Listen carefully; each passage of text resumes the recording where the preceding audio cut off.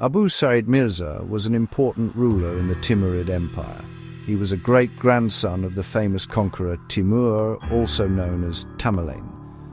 Abu Sa'id lived during a very challenging time for the empire, This period was the middle of the 15th century. After Timur's death in 1405, his vast empire began to break apart. His descendants fought each other for control of different regions. Abu Sa'id was born into this world of intense competition and political instability. He would eventually become a key figure who tried to hold the crumbling empire together. His story is one of ambition, struggle, and a determined effort to restore the glory of his ancestor. The Timurid Empire in the mid-15th century was no longer the unified force it had been under Timur. Instead, it was a collection of smaller states ruled by various Timurid princes. These princes were often cousins, brothers, and uncles who were constantly at war with one another. The main centers of power were in Transoxiana, with its capital at Samarkand, and in Khorasan, with its capital at Herat. Abu Sa'id emerged from this chaotic environment. He believed he had the right to rule the entire empire, as his great-grandfather once had.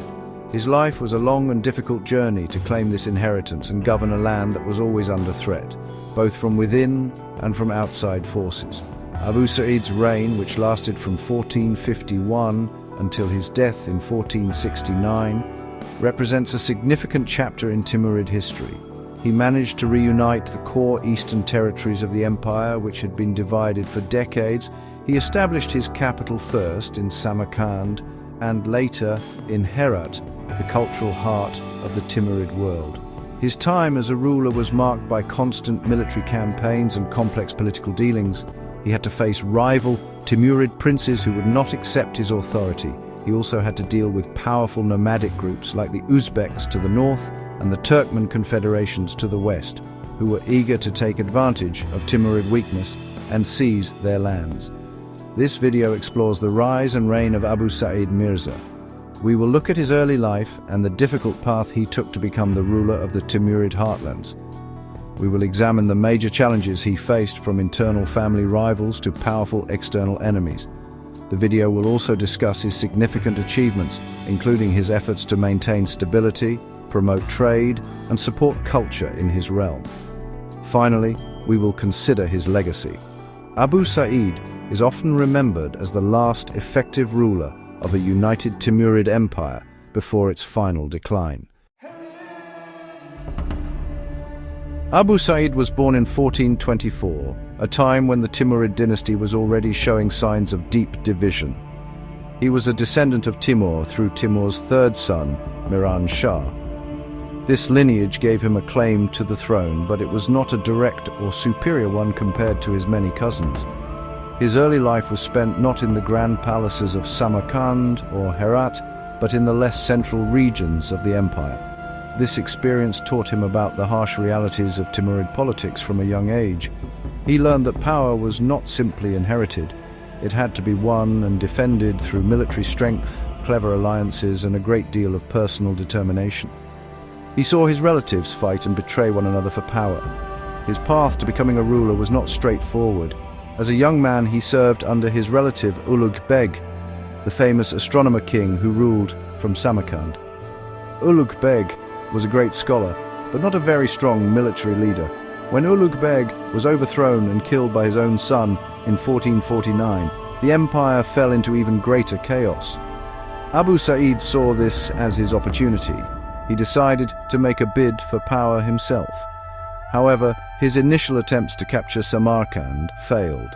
He was captured and imprisoned, but his ambition was not diminished. He knew he needed a powerful ally to succeed in this dangerous political game. The turning point for Abu Sa'id came when he made a crucial alliance. He escaped from his imprisonment and sought help from the powerful Uzbek leader Abul Khair Khan. The Uzbeks were a formidable nomadic force living on the steppes north of Transoxiana. In exchange for their military support, Abu Sa'id promised them wealth and influence.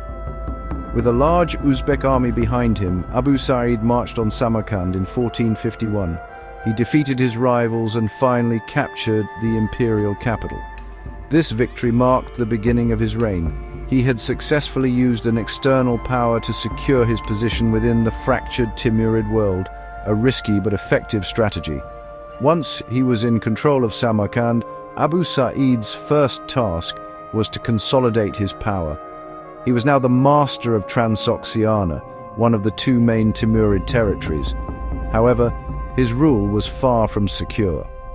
The Uzbeks who had helped him become ruler were a demanding and disruptive presence in the city, and he had to carefully manage them before sending them back to the steppes. Furthermore, other Timurid princes, especially those ruling in the neighboring province of Khorasan, did not recognize his authority. His early years as a ruler were therefore consumed by the need to defend his new kingdom and prepare for the next phase of his plan, the reunification of the entire Timurid domain. As the ruler of the Timurid Empire, Abu Sa'id faced an overwhelming number of challenges. His greatest and most immediate problem was the constant threat from other Timurid princes. The idea of a single, unified empire under one ruler was a distant memory. His cousins and other relatives believed they had just as much right to rule as he did. The most significant rival was Sultan Hussein Baykara, another great-grandson of Timur, who would later establish a brilliant court in Herat. These internal family feuds were not just political disagreements. They often erupted into open warfare, draining the empire's resources and causing widespread destruction and instability across the land. Another major challenge came from powerful groups on the empire's borders. To the west, the Turkmen confederations, particularly the Kara Koyunlu, or Black Sheep, and later the Ak Koyunlu, or White Sheep, were growing in strength. These powerful tribal groups controlled large parts of modern-day Iran and Iraq and were constantly pushing eastward into Timurid territory. They posed a direct military threat to the province of Khorasan and its capital, Herat. To the north, the Uzbeks, who had once been his allies, remained a potential danger. Abu Sa'id had to be a skilled military commander and a clever diplomat to manage these external pressures and protect his borders from invasion. Inside his own realm, Abu Sa'id also had to deal with social and religious matters. He was a Sunni Muslim and he sought the support of the religious establishment to legitimize his rule. One of his most important supporters was the influential Naqshbandi Sufi leader, Khwaja Ubaidullah Ahrar. This alliance was very important for Abu Sa'id. Khwaja Ahrar had a huge following among both the city dwellers and the rural population. His support gave Abu Sa'id a level of religious and popular legitimacy that military power alone could not provide. This partnership helped him maintain social order and rally support for his policies and military campaigns against his many rivals. Despite these many difficulties, Abu Sa'id achieved some remarkable successes. After years of fighting, he managed to conquer the province of Khorasan in 1459, capturing its capital, Herat. This victory united the two main parts of the Eastern Timurid Empire under his sole rule for the first time in many years. He made Herat his new capital, recognizing its importance as a center of culture and administration. By bringing Transoxiana and Khorasan together, he created a large and relatively stable state. This allowed for a period of peace and recovery in the region, which had suffered from decades of constant warfare between the rival Timurid princes. Abu Sa'id's leadership style was very different from that of his ancestor Timur. While Timur was a world conqueror focused on constant expansion, Abu Sa'id was more of a pragmatist focused on consolidation. He understood that the days of vast conquests were over. His main goal was not to expand the empire, but to hold it together and govern it effectively. He was a skilled military strategist, but he was also a practical politician who understood the importance of alliances and diplomacy. He was willing to use any means necessary to achieve his goals, including forming alliances with nomadic groups that other rulers might have seen only as enemies.